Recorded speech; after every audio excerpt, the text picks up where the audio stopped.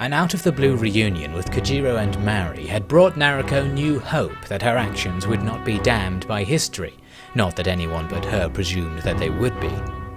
An ancient message was hidden with her late mother's ashes, a message that stood some chance of being understood if they could find someone knowledgeable in the more tractable Korean version of the message, and someone discreet enough to keep the whole affair private. The first place to look was the court of Tsushima Island, the gateway to Korea where a great many foreign bureaucrats were rumoured to reside. News that Nariko had resumed her adventures spread quickly, and quickly behind it spread the question of why. It was a matter that was not spared discussion even by the samurai lords. It's time I told you something I perhaps should have revealed long ago. Actually first, did Nariko tell you why she first came to you? Only that a change was in order, something to that effect. I had presumed it was in fact to escape from you, given your interest in the matter. Well, perhaps. But I believe I know a more candid reason. She was in search of a certain imperial treasure, a treasure she believed was hers by right through some connection of her father's. That was the motivation behind her whole campaign as a mercenary. She was searching for it. And when she suddenly rushed over to join your clan, I do not think that was an exception.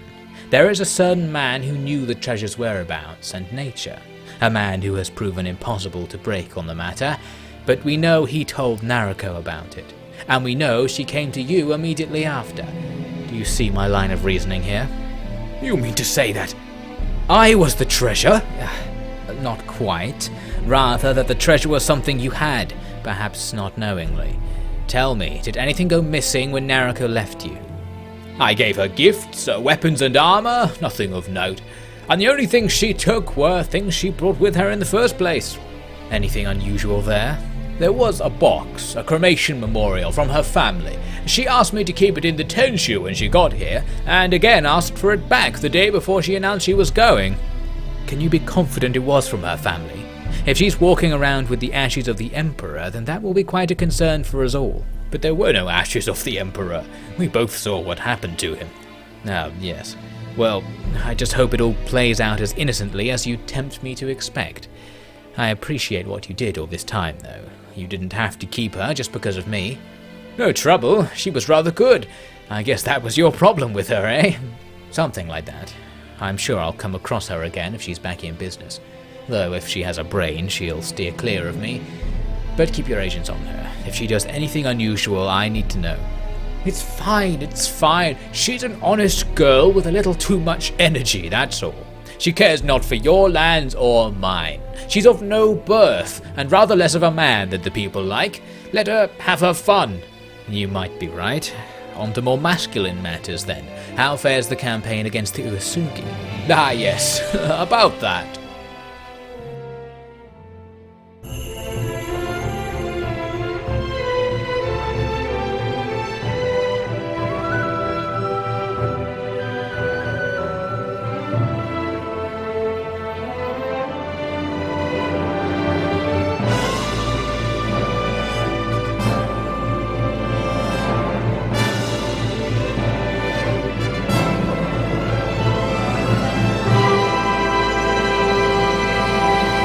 Hello and welcome back to Nariko's Treasure, where we're going to be beginning a new adventure heading west all the way to Tsushima Island, which is near Hakata, back where we started. So quite a trek, but before any of that, we need to fight our way out of the Kanto region, and we've got some rebels standing in our path. It's a nice idea to take them on just to get the party a little bit less rusty, because we've basically put together a force of volunteering villagers trained up to be troops from the Takeda area, mostly a few rescued prisoners from all over the place. So this is a nice chance to get them some battle experience, and it's actually an interesting fight. We're here right on the river. It looked like there was a bridge on the map, but apparently not. So we're going to set up on the riverbank. The water will mean the enemy will be slowed down just before they reach our ranks, meaning we'll have extra time to hit them with ranged weapons. Nariko herself going to sneak around the flank, but the enemy don't pay much attention to her, and they are determined to make the main assault, which is actually the right thing to do when someone just sneaks up on your flank like that, because Nariko is basically a distraction.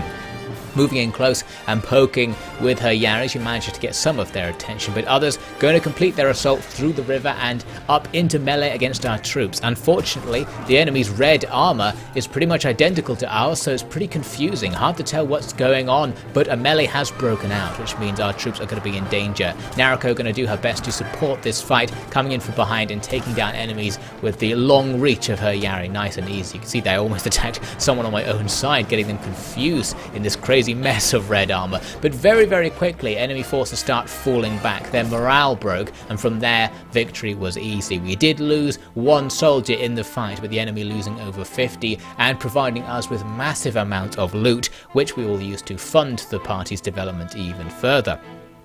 Now, as we follow the road west, we're going to be going right through northern Shinano, which, as we've seen before, is infested with rebels, and we encounter some of those rebels on our journey. This is only a smaller band of about 40, so we have them outnumbered and can take up a superior position on a hill, and the only really remarkable thing about this battle is the pure cheekiness of Nariko's sharpshooting. She has become an absolute expert after taking part in the clan wars for many months, so can just cut down enemies really far away, way outside the effective range of her weapon, because she's so used to firing it and allowing for the curve of bullets at extreme ranges to still hit distant targets, albeit for reduced damage. So just firing at the enemy and then dancing around on her horse to draw their attention pretty much guarantees the safety of our party, not of herself but on horseback, and with cheeky sharpshooting like that, she's going to be safe enough and the battle quickly comes to an end. Now, I thought it would be interesting to have a look at the stats. I don't know when we last looked at this, but right now, Nariko is at level 27 and has just reached intelligence level 27, which unlocks some level 9 skills, including trainer and surgery, very important skills for leading parties. So her party members are now much less likely to die than those of regular warband parties, so she's actually very unlikely to lose troops. Even in disastrous encounters, most of her troops will survive as wounds. Now, I encountered the rebel hideout. It was right beside the road as I was going along, so I thought we might as well have a quick pop at trying to take this place down, doing the usual strategy of coming in with the Teppo to just clear the place out before we actually make an assault into their fortress there, so that there's going to be a minimal amount of enemies left, and we don't want to go in while the enemy are still respawning, so you want to kill as many as possible from outside so they don't respawn behind you or anything like that. So it goes well at first, taking enemies out on the towers, but then I take a hit from somewhere. I didn't actually see where it was from, but a few of the enemies are actually firing back, and that's going to make things harder. I decided to move in closer to the wall so that I wouldn't be in their line of sights while I was reloading. This soldier came out and almost ignored me until I started attacking him. He gets a hit on me, but it barely does any damage thanks to my armor, and we cut him down, but health getting pretty low, so we are going to need to be careful in this fight. So eventually we cut down more enemies and press through the door and start killing the guys right at the back, like that guy there. But as I've mentioned, enemies will suddenly spawn, like this one right in front of me. So here I'm going to fall back and allow my party members to take them on. This elite Oda skirmisher guns him down with ease. We've still got Mari and Kajiro with their weapons as well, so good ranged power. Some of them I've been trying to fire at these guys in the distance, which is failing massively, and Nariko just steps in to show them how it's done. But an enemy appears from nowhere and kills one of my guys. Then his companion comes around the corner, then two more appear, and suddenly Nariko is cut down as all of the enemies suddenly swarm that door. So that is not good at all. What happens if you are wounded during one of those fights is the base just disappears and you don't get any of the loot, and the base will just respawn immediately elsewhere. So that was a failure, and now with Nariko wounded, we need to avoid combat as we continued on. Luckily, things were very peaceful, making a quick stop off at the Oda capital of Kyushu to sell off all the loot we've got from the various rebels, making us tons of money. And now what we want to do is sneak into the Miyoshi domain, traveling at night to avoid any unwanted attention, since there has been a little bit of bad blood in the area, or so we think. We're going to sneak back over to Kajiro and Mari's base at Mii-dera, both to meet up with Tenkai since he is still there, and to restore some of our old party who are still working with our companions back into our service.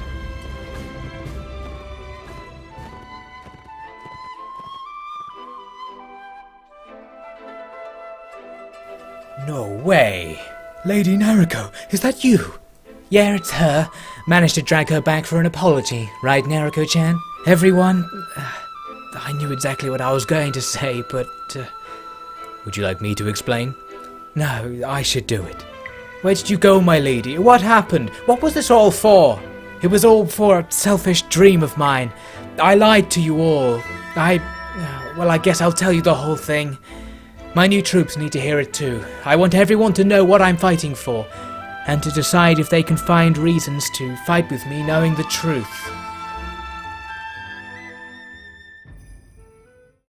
So there was worth to it. Everyone got something, at least. But yes, every time you didn't understand why we were doing something, it was for the treasure. And for the foreseeable future, the same is true. It'll take some time to let all this sink in. Regrettably, time there is not. You'll now understand why we must leave the Miyoshi domain as soon as possible. Everyone must decide what they will do. Mary and I will be following Our Lady, but everyone else is free to stay and continue building the caravan operation here. That goes for our current workers and all you men and women who have joined Nariko since then. Everyone who leaves Mii-dera this evening must do so knowing what their leader intends and what they might have to risk their life for. Well then, better start packing fast. What? You seriously think we aren't going to get to the bottom of this and get bloody rich along the way?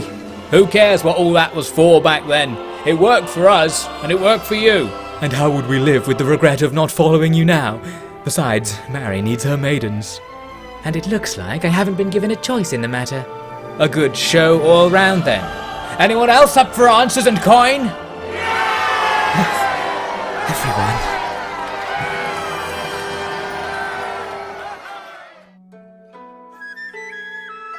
A very short visit indeed. Just being safe. Have you heard anything from the Miyoshi in all this time? Yes, little else did I hear for the longest of times, but I'm afraid to say I let Lord Miyoshi know that I had told you about the treasure. They don't know what it is, unless they tracked you to the shrine. Did they ask anything else? A great many things, but under the circumstances it was hard to remember them. But nothing that needs to delay you, my lady. Okay. Well, thanks, Tengai. You've changed my life, that's for sure. You are wise to hesitate to say I improved it. Safe travels then, and do visit. You wouldn't let me pass on without knowing what the message said, would you? We won't be taking that long. I'll make sure of that. Farewell. So that very same night we're making our way out of Mii-dera and out of Miyoshi clan territory, hopefully. Our party size has now been inflated to almost 100 members by taking on an extremely large number of new crew from Mii-dera's previous garrison, which of course was our old party. So now we're going to head our way west, and stopping off at Himeji after selling some stuff, I spotted a large band of deserters who I thought it would be worth engaging because they had a very large number of hostages with them, so we can free them from this band of rebels and offer some of them a chance to join our party. So time for a quick skirmish. The enemy massively outnumbered by our forces, and we can take up a nice position on a slight raise there with a big open space in front of us, great for firing missile weapons at the enemy. Nariko charging out, making sure to take the time to load her weapon before entering combat so we can use it in a quick flourish later on if needed, and then just coming in with the lance. The enemy, distracted by their own charging operation, just doesn't react to this at all, and we cut down enemies including this guy just before he reaches the line. They'll start catching on to Nariko's game here and try and target her as she rides up and down, but that actually helps. And one interesting thing that I'm demonstrating here is how that if you just ride around in a circle around the enemy, they all kind of bunch up together and become very vulnerable to missile fire. And since we have so many missile units in our army, that's very effective in that circumstance. So very quickly the enemies rout and are killed as they attempt to escape, and there are loads of potential new party members to hire here. I'm going to take on all the women to train up for Nariko's honor guard, and what I'm avoiding doing is taking on expensive samurai party members such as those officers and retainers, because although they are the most powerful troops in the game, they're also very expensive, and we're going to try and maximize our party's size rather than its raw power for now. Continuing on, I had pretty much the same situation with some deserters here who had a large number of hostages, so I decided to engage with them.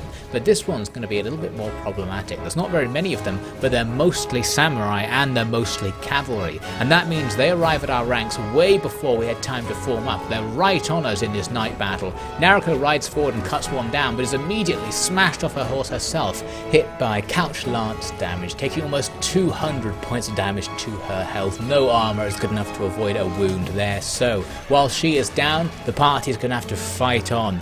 The people who have been newly hired are going to struggle the most because of their lack of equipment, but the enemy aren't really large enough in number to overwhelm our party, and now they're going to get bogged down by our numerical advantage, Kajiro helping out with his own lance and horseback there, and because of that they can get surrounded and attacked, and they're especially weak against attacks from the spearmen, so we do manage to defeat them. And then they have a few supporting troops, just looters with a very poor equipment, so now we can see some of the Onobushi moving forwards to just cut them down out on these hills. So the battle is won in the end without Nariko helping out all that much, and fortunately no one on our side actually died in that engagement. We had 6 wounded, including Nariko, so not the end of the world, and we are going to get some new members of the Honor Guard rescued from the hostages that party had, and of course we get loot, including a horse, which is a relatively rare thing to get as loot, so that is always appreciated. So now we'll continue on west, and from there was really no trouble in making it all the way to Kyushu.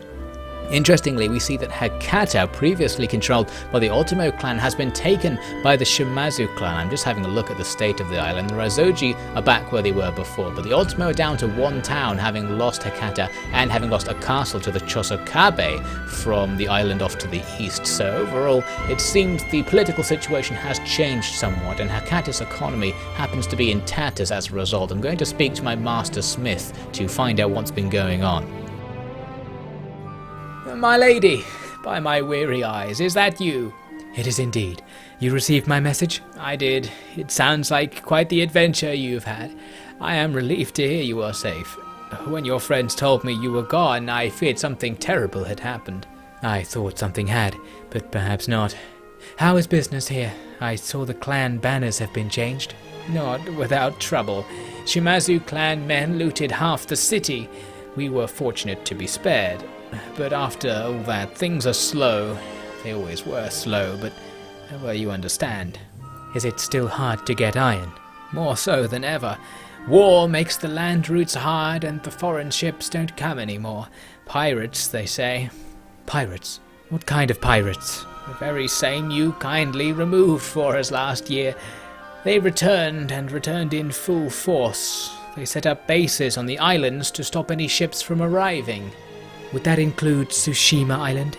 Certainly. Control of Tsushima is the most valuable thing a pirate clan could want. They get all the goods, they set the prices, and they kill those who don't like it. But in some senses it couldn't come at a better time. When things are hard, making them a little harder seems like no real difference. I almost don't want to believe it. Just think of how many people must have gone through the same thing that happened to me because of this damned chaos. Now, my lady, the only way forward is to focus on what you want, not what you have. Well then, you may focus on receiving those shipments once more. I happen to have business on Tsushima, and it sounds like I'll have to go through these idiots to get to it. I would say that people should not grow used to relying on you, my lady. But what options do we have? You won't need another option. Stay strong. So we're going to start heading northwest out of Hakata to head across the sea towards Tsushima Island, our destination being the one castle on the island, also named Tsushima. Luckily it's no trouble for our party, despite being over 100 members in size, to simply procure ships and make this journey. Nothing encounters us on the way, so we're safe to get to the island itself, but immediately upon arrival we can see that there are looters marauding about, heading north as we approach, and at Tsushima's castle there is a large concentration of pirates and mercenary forces and a few local troops. So it certainly looks true that Tsushima has been compromised and taken over by the local Waco clans, who will now be using the island for their own mafia-like needs. So after considering chasing those looters and eventually not bothering, I came back to the castle for us to make an assault. Now there's no fancy strategy here, we need to just get in there fast because the enemy have so many gun troops, so we're effectively just going to try and engage all of these guys in melee if we can.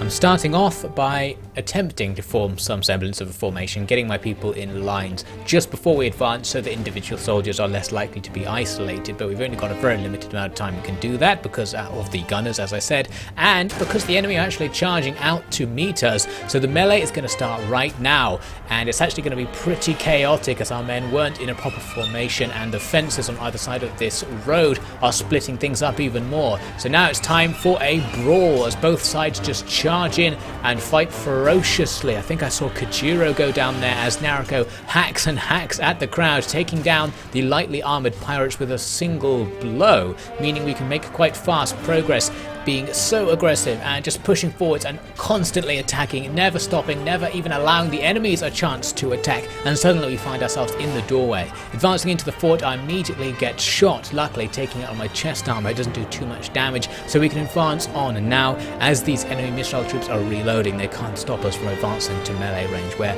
they'll be easy marks for our swordsmanship. So suddenly our troops are streaming into the base. The enemy resistance appears to have totally crumbled. The last of their troops must be up on that tower because all of my troops have been drawn to something, and we can see a guy up there on the tower. So I'm going to load up the Teppo to try and bring him down from here. There's another guy in the foreground there, just standing right in front of me, all of my troops kind of ignoring him, but luckily one of my skirmishers just takes him down with a point-blank range shot, and that brings the battle to an end. That was a crazy and fast battle. It wasn't even clear what really happened. All I know is we took down the enemy's forces, and we only lost 2 of our party to kill the almost 80 enemies in that scrap. That could have gone much worse considering it was just an open melee for most of the time. So actually I think that was a fantastic result for us despite the tragedy of those 2 losses. We are going to get some nice loot from the pirate supplies, and because the pirates have now been driven from Tsushima Island, the local samurai clan, the So clan, will be able to resume control, and hopefully they will now, out of gratitude, help Nariko out with her mission to find someone to translate the message. Do you know how long I spent trying to smuggle a message out to you? Where's that band of pirate-killing wanderers when you need it, eh? Sorry, my lord, I've been in the east for a long time. Don't apologize, you did it in the end. And now we shall work to ensure it never happens again. I had sent my troops to fight on the mainland, treaties and all that, and we soon saw what happened. Not this time. Sounds very wise, my lord. I suppose there are a great many wise men on the island, given your reputation. I have a reputation? Of what do you speak? I had heard you kept foreign bureaucrats in your household, from Korea specifically. Indeed I do. Essential for business. Not that any of that's been happening recently. I need to speak with such a man, if you could arrange it. Junkyun! Oh, there he is, sulking in the corner. He speaks Japanese well. Ask him whatever you wish. Hello, Lady Nariko. Can I help you? Yes, you can. Do you know how to read Hanja? Hanja? I never need to use that, but I can read it a bit, I think. What was it you wanted? Tell me quietly what's written on this sheet.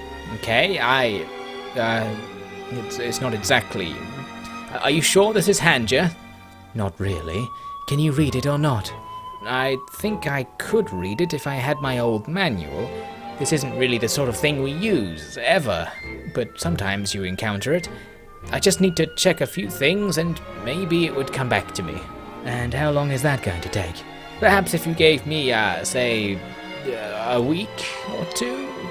I see. Well, I can't leave this message here with you, unfortunately, but you could come with me while you work on it. I don't think I'd be allowed. With so much work to do around here and all, it would be, Hang on. Wait here. My lord, I have a favor to ask. Go ahead, I owe you enough. I need to take Jungyun with me while I travel to work on something. A document. Something private that cannot be left out of my sight. Will that be acceptable to you? Oh, of course. We won't need him around here until things pick back up. And he really needs to travel, if you understand what I mean. Junkyun, do what this lady says, will you? Okay, my lord, if that's what you really, really want. Welcome to the team. You'll need this. What? Never seen a gun? Come on, we've both got work to be doing. A nice aspect of the fact that Lord So is now obliged to us is that we can take on some of the spices that his trading business brings in, and we can go and now sell them ourselves elsewhere, which is extremely profitable. You can make thousands doing that, so this is very nice, and that is of course on top of the fact he's also given us a new party member through Jung Guan, the Korean scholar. So what we're going to need to do is give him some equipment, because unfortunately you can't have party members who are non-combatants, so he will be there in fights. We can see his parameters are very low. He's a bad fighter and he's not even that clever apparently, but we'll have to do our best to work on him and give him the best equipment we can. Luckily, certain pieces of armor don't need any strength requirements to use, and guns in particular are a weapon that doesn't have any requirements for use. He's so bad at using them that it is almost definite he won't be able to get any kills with it, but over time he will slowly get better, so perhaps if he just waits at the back he'll be able to improve, and I'll assign him to wait with the archers so he's always in the rear of our formation. I was just about to give him a horse which he can just barely ride. So now we just need to wait for Jungguan to do his work. We've got some time to kill, and I thought I'd go and visit Kyushu and just see what was going on around the island. I don't need to bring my huge war party for all this, so what I'll do is leave some in the now empty garrison of Tsushima so they can help out with the local security, and while they're doing that I only have to pay them half upkeep, so this will save me some money. So with that sorted, I travelled out with about 60 to 70 crew members to go and investigate Kyushu and just see what we can see. And the first thing we see is that Hakata has once again been put under siege. The Shimazu who took it previously are now under threat of losing it to the Raizoji clan, who have it under siege with just 50 men, but there was actually a large number of war parties coming in to join them. So it looks like they are going to make a serious assault on the city. So this war really has ramped up. It wasn't this bad last time we were here. These factions are getting serious about attacking each other, and as I moved down to the south I discovered what's happened as a result of these clans just focusing on each other. The number of pirates marauding all over the place has increased dramatically. There are literally hundreds of pirates just within my view as I land here on the western coast of Kyushu. They're absolutely swarming all over the place, and immediately in my attempts to kill one of the smaller bands I'm attacked by a confederation of many of the bands that's almost twice my size. It looks like Nariko is going to have some cleaning up to do. Her journey across the country from Mito to Tsushima had demonstrated to Nariko that nothing had changed while she had kept her head in the sand in the service of Great Lord Takeda. If anything, the situation had deteriorated even more, and nowhere more so than in Kyushu. Her quest to prevent the crimes committed against her from recurring was becoming almost impossible. But there still was plenty of cause for hope. She had demonstrated the ease at which minor lords could be humbled before her war party, and her return to her homeland was heralded by the people as a sign that they might yet be saved. Such power and such expectations were things Nariko would have to grow used to living with.